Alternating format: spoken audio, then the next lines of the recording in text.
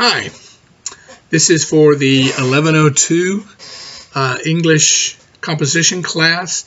So if you are in 1101 and have stumbled across into this video, enjoy it or not. It's not required for you to listen to. But you're 1102 people talking about your monsters as metaphors. This is a discussion about the specifics regarding Essay 1.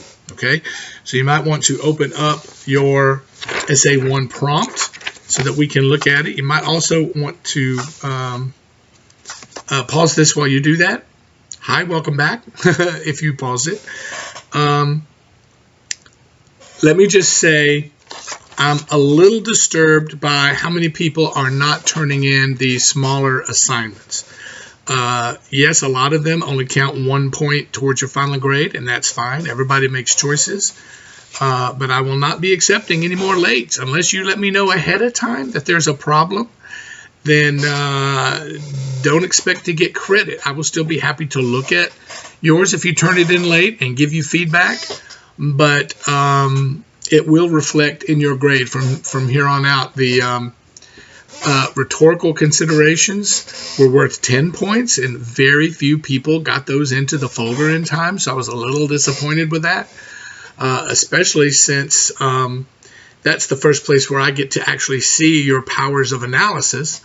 The worksheet, the artifact worksheet, was for you, not necessarily for me. That's why it was only worth 1 point, but still very few people didn't do it. My guess is because you still haven't picked out an artifact. And that's on you. I've had so many really good emails and Google Meets discussing artifacts with students who have chosen early what their subject is, or some that had no idea, and we talked our way through that to find out what their interests were and suggesting artifacts. That's what I'm here to do. I know you guys, many of you work. I know many of you have multiple classes, but you have to understand, as harsh as this may sound, think of it as tough love. You submitted yourself to this education while you were working, while you have other responsibilities, whether they be family, taking care of someone who's sick. I understand those get in the way, but I also understand that in order to get your education, you have to do the work. Okay?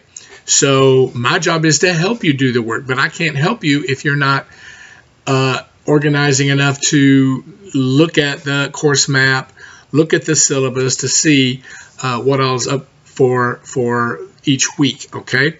And I just did a video about what to do over the next couple of weeks, so hopefully that will help. So now I want to talk about this Essay 1. Hopefully everybody's had a chance to open it up. This is an analytical essay, okay? It's not a summary. It's not a review of what you think as far as the entertainment value. Those you can do very well, I'm sure. And everyone who knows opinions, we're all right in your opinion. You're not wrong in your opinion, as long as it's an informed opinion. But this is analysis, okay? And you're analyzing these monster narratives that we've gone over before. So let's just look at this together. So the specifications are, it's 1,000 words minimum. Be sure you hit that mark. It's all MLA format in form and grammar and works cited page. You have that exercise to do this week on that. Hopefully that helps. You need to organize your paragraphs, your introduction, body, and conclusion in the formats that we've talked about, because that's what I'm going to be grading them on. The rubric will be looking for, do they meet the requirements of the prompt? A good thesis statement, claim, organization, grammar, and analysis. Each of those are a part of the rubric that you can or cannot, lose points from. That's what I'm going to be looking at. Okay? So you choose a narrative cultural artifact, which is a TV show, a movie, a book, a short story. At this point, if you haven't chosen, book's not a good choice because you've only got 2 weeks to get this essay written. So that would include reading the text. And usually you need to look at these texts more than once to do the best analysis, okay? But for those of you who keep putting off and putting off and putting off, be like, oh, I still got another week. Well, guess what? You're going to end up turning in a first draft, and you can't expect higher than a first draft grade, which is usually a D.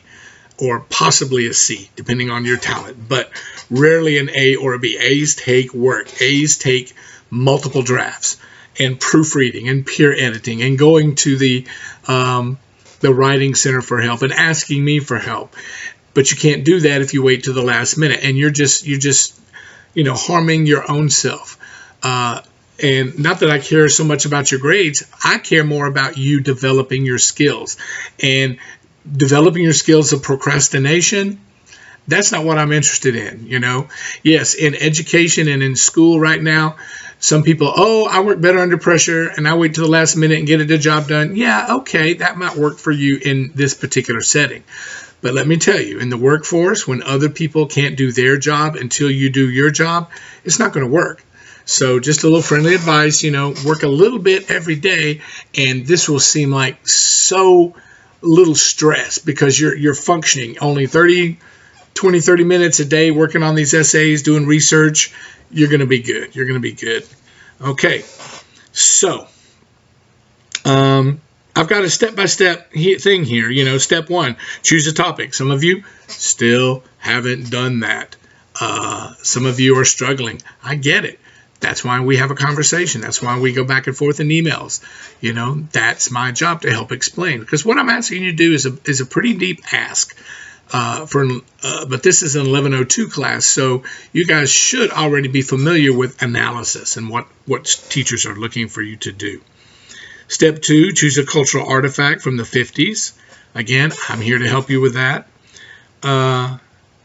Step 3, identify a value about your topic. So, for example, if you choose technology and you choose something from the 50s about automobiles, well, automobiles, we don't necessarily consider those technology today, but back in the 50s, when more and more people started having automobiles, that changed a lot in culture.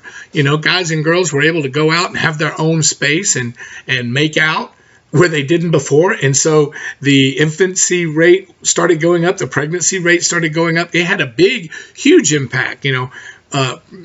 People of faith started freaking out because everybody was getting pregnant, that weren't married. So there were lots of ways that technology can be looked at. Television changed everything. Nowadays you got a television on your phone. So, we don't think of it as technology so much of itself, but it was a big deal. Let me just stop there.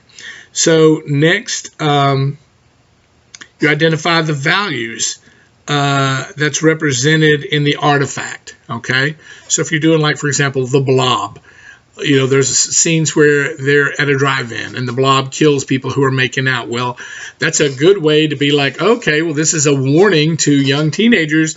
This is a bad thing to do. So the value of free love didn't come around till the 60s. So what are the values of the known world towards your subject? Okay. So number 4, identify the monster. Then analyze how that monster serves as a metaphor for the fear about your topic and the values. So it starts with the known world. I think I've already gone through this, but let me go through it quickly again. It starts with the known world, okay? That's usually the people in control, the people who are running society in your story.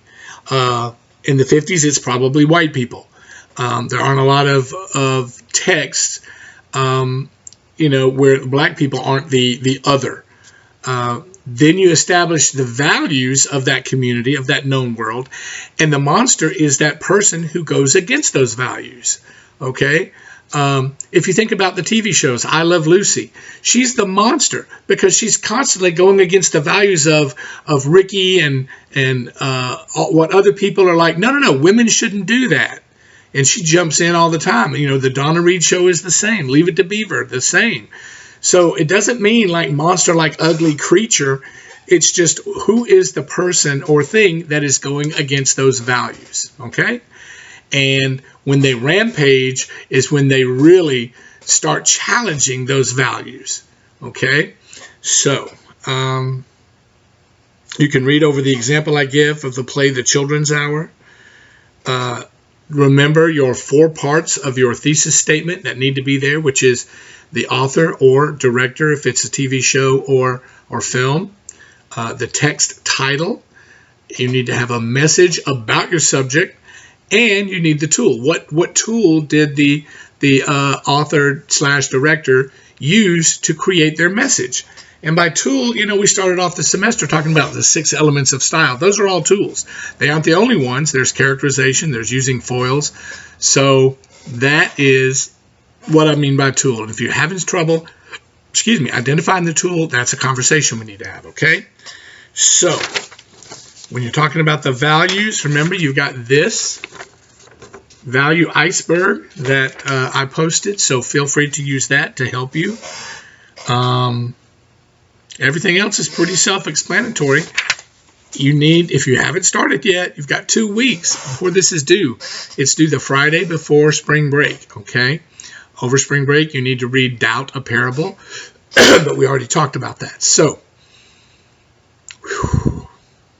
let me know if I can help or how I can help. Please, for those of you who are emailing me, try to use the RBARKER, rbarker at westga.edu. The reason is because I can't check my CourseStand email unless I'm on my computer. I can't check it from my phone, whereas the other email, the westga.edu, I check constantly during the day. So if you want a quicker response, please email me there. Okay? Stay healthy, stay well, and good luck. Bye-bye.